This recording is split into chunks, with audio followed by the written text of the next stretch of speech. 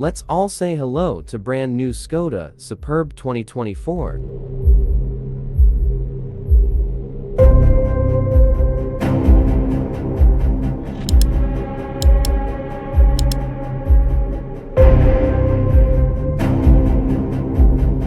Skoda has blossomed underneath the Volkswagen Group umbrella, so much so that some people actually prefer the models from Milad-Boleslav to the detriment of the ones from Wolfsburg. Unveiled today, the fourth-generation Superb overlaps with the Passat to a lesser extent, since the latter doesn't come as a sedan anymore. Czechia's flagship can still be had as a sedan, although it's technically a hatchback, since it has a more practical tailgate. As with every Skoda out there, the 2024 Superb is an unpretentious car catering to families and fleet operators by offering loads of space and tremendous practicality unmatched in the shrinking segment.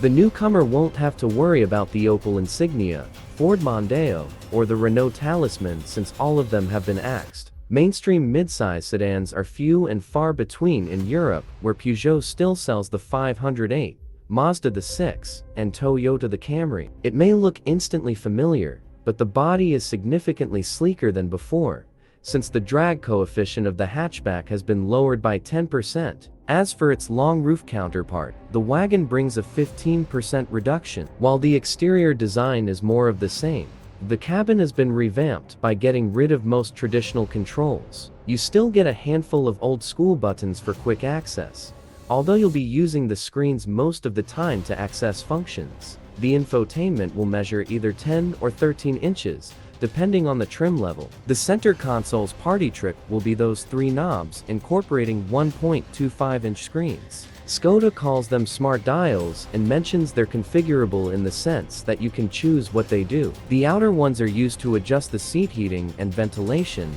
as well as the interior temperature. The list with engines includes the usual VW suspects, starting with a 1.5-liter gasoline unit with a mild hybrid setup. It produces 150 horsepower and is available strictly with front-wheel drive. The larger 2.0-liter mill can be had with 204 horsepower or 265 horsepower, with the latter being offered with all-wheel drive. On the diesel side, there's only a 2.0-liter with either 150 horsepower and FWD, or 193 horsepower and AWD. Regardless of the engine you go for, Skoda installs a 7-speed, dual-clutch automatic transmission. Speaking of the gearbox, the lever has been relocated to the steering wheel column to free up space between the seats. The plug-in hybrid Superb combines a 1.5-liter gasoline engine with an electric motor for a total system output of 204 horsepower.